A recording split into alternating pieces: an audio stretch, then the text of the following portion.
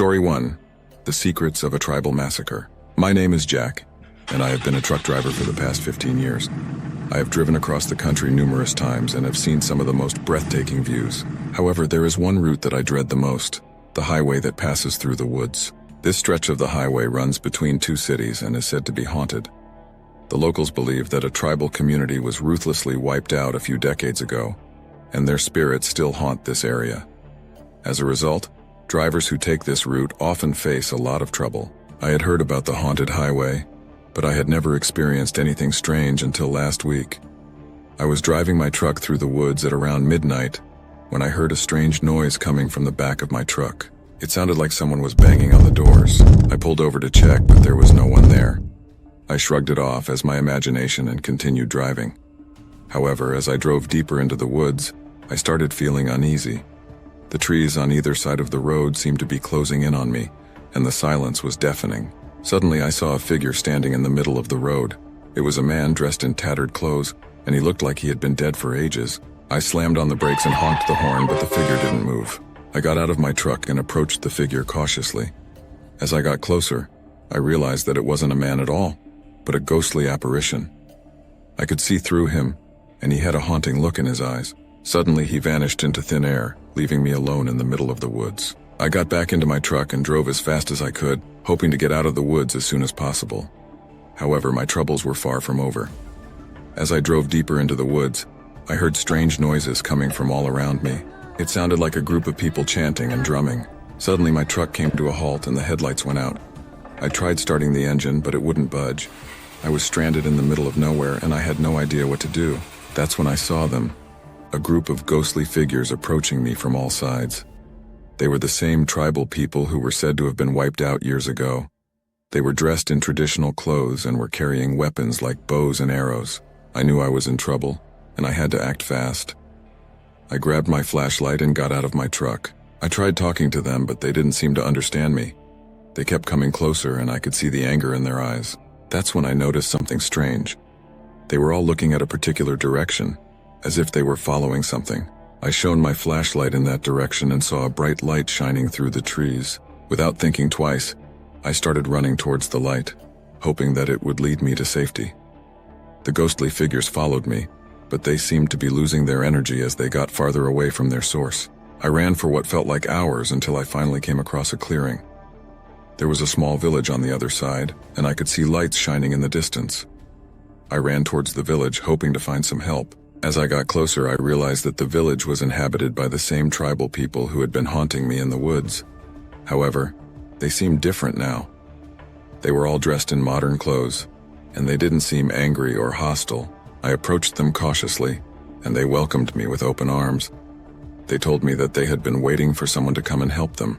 They explained that their community had been wiped out by a group of outsiders who wanted to claim their land.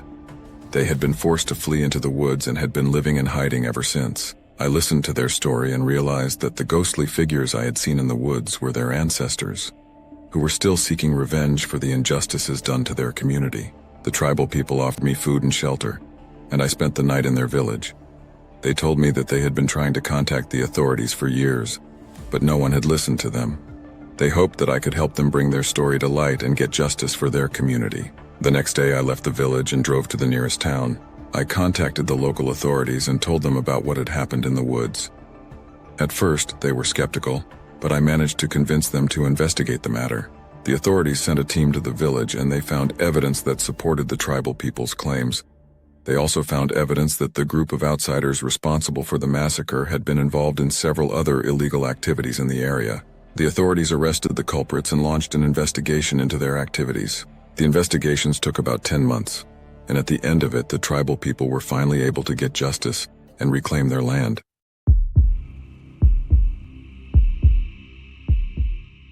Story 2. The Haunted Gorge. My name is Sarah, and I was driving down a deserted highway stretch between two cities with my 8-year-old son, Ethan. The mountainous region looked serene, but the air was thick with a sense of foreboding. It was believed that the area was haunted by a woman who committed suicide while pregnant, and her spirit roamed the place with her infant. It was also said that she was responsible for distracting drivers and causing accidents in the gorge. As a skeptical person, I brushed off the rumors as superstitious nonsense, but the closer we got to the gorge, the more uneasy I became. It was as if something was watching us, and I couldn't shake the feeling off. Ethan was sound asleep in the back seat, but I couldn't wait to get out of the area. As we approached a bend, a woman suddenly appeared in the middle of the road. I slammed on the brakes and swerved to avoid hitting her. I could hear Ethan screaming in terror from the back seat. When I looked back, the woman had vanished into thin air. I was shaking from head to toe and was grateful that we were safe. But things took a turn for the worse. My car's headlights flickered and the engine sputtered before dying out completely. We were stranded in the middle of nowhere and my phone had no signal. Panic set in, and I wondered how we would get out of this mess. I decided to step out of the car and assess the situation. As I walked around, I noticed that the area was eerily quiet, except for the sound of my own footsteps. Suddenly, I heard a baby's cry, and it sounded like it was coming from the gorge. I wondered if it was the ghost of the pregnant woman, but I dismissed the thought as foolish. Just then, I heard a voice behind me. "Excuse me, ma'am, do you need any help?" I turned around to see a man in his early 30s. He introduced himself as Michael and said he was a mechanic who happened to be passing by. He examined the car and said that he would need to take it to his workshop to fix it. I was hesitant at first, but he was our only option. I decided to accompany him, and we drove down a dirt road to his workshop, which was situated in the heart of the mountain. As we walked through the workshop, I noticed a strange-looking woman staring at us. Her face was twisted in a grotesque expression, and her eyes were hauntingly dark. She made me feel uneasy, but Michael didn't seem to notice her. As Michael worked on the car, I decided to take a walk around the area. I stumbled upon an old cemetery, and I noticed that one of the graves was dug up. Curiosity got the better of me, and I decided to investigate. As I peered into the grave, I saw something that made my blood run cold. It was the skeleton of a woman, and the bones of an infant lay beside her. I realized with horror that this was the pregnant woman whose ghost was said to haunt the gorge. Suddenly, I felt a presence behind me, and I turned around to see the strange woman from the workshop. "Leave this place, Sarah," she whispered, "or else you will never leave alive." I was terrified and ran back to the workshop where Michael had fixed the car. I told him what I had seen, but he brushed it off as my imagination running wild. I was relieved to get back on the road, and we continued our journey. But things were not over yet.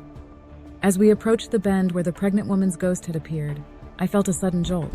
The car had hit something, and I panicked and hit the brakes, but the car wouldn't stop. It skidded towards the edge of the gorge, and I knew we were in trouble. I held on to Ethan tightly as we plummeted down the steep slope. The car rolled over multiple times, and I could hear Ethan screaming in fear. As we hit the bottom of the gorge, the car burst into flames. I was trapped inside, and the heat was becoming unbearable. I knew I had to get us out of there before it was too late. With all the strength I had left, I managed to push the car door open and pull Ethan out. We stumbled away from the burning car and collapsed on the ground. The impact had left us both injured, but we were alive. I looked up at the road and saw the strange woman standing there watching us. I realized with a shock that she was the ghost of the pregnant woman. She had been warning us all along, and we had ignored her. As the emergency services arrived, I told them everything that had happened. They searched the area and found the skeletal remains of the pregnant woman and her baby. It was a tragic end to a tragic story. The incident had left me shaken, and I couldn't stop thinking about the strange woman from the workshop. I decided to do some research and found out that her name was Sophia. She had been a nurse who had worked at a hospital near the gorge. Sophia had been a compassionate woman who had cared for the sick and the dying. But one day she had lost a patient who had been pregnant, and she couldn't bear the guilt. She had committed suicide and was buried in the cemetery near the workshop. Her ghost had been warning people about the dangers of the haunted gorge, but no one had listened. It was a cautionary tale about the consequences of ignoring the past. As I recovered from my injuries, I couldn't help but think about the strange coincidences that had led us to the workshop. Was it fate that had brought us there? Or was it something more sinister? I may never know the truth, but I learned a valuable lesson. We should never ignore the warnings of the past, for they may come back to haunt us in ways we can't imagine. The ghost of the pregnant woman and Sophia's ghost had taught me that in the most terrifying way possible. As I sit here writing this story, I can't help but wonder if there are other spirits out there warning us of the dangers we can't see. The world is a mysterious and sometimes terrifying place, but we must be brave and face our fears if we want to survive.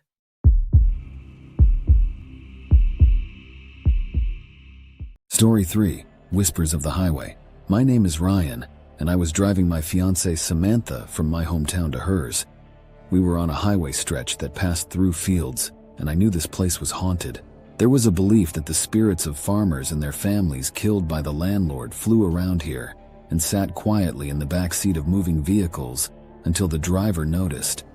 It was believed that this spirit was responsible for distracting drivers, leading to car crashes. I was not usually one to believe in ghosts, but I could not help feeling a chill down my spine every time we drove through this place.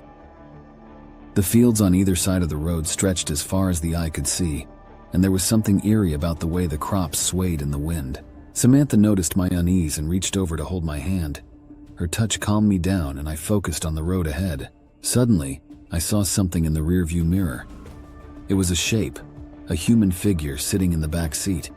I couldn't make out any features, but I could tell it was staring straight at me. I screamed and swerved the car, barely avoiding a collision with the car in the next lane. Samantha looked at me, confused and scared. "What happened?" she asked. "I saw something in the back seat," I said, trying to keep my voice steady. "I think there's someone in the car with us." Samantha looked behind her but saw nothing. "There's no one there, Ryan," she said, trying to reassure me. "It's just your imagination." But I knew what I saw. The figure was real, and it was staring at me with a malevolent gaze. I tried to shake it off and focus on the road, but my mind kept going back to the figure in the back seat. As we drove further, I felt a sudden cold breeze on the back of my neck. It was like someone opened a window, but all the windows were closed. Samantha noticed it too and shivered. "What's going on?" she asked. "I don't know," I said, feeling the hairs on the back of my neck standing up. But we needed to get out of here. I stepped on the gas, trying to speed away from the haunted stretch. But as we drove, the figure in the back seat became more visible. It was a man, dressed in old-fashioned clothes, with a stern expression on his face.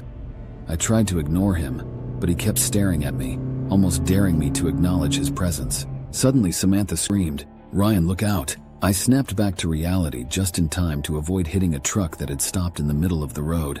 I swerved the car and came to a stop on the side of the road, panting and sweating. "What the hell is going on?" Samantha asked, her voice trembling. "I don't know," I said, feeling the weight of the situation on my shoulders. "But I think we needed to get out of here." We continued driving, and the figure in the back seat became more and more persistent. He was almost like a physical presence, pushing against me, trying to distract me.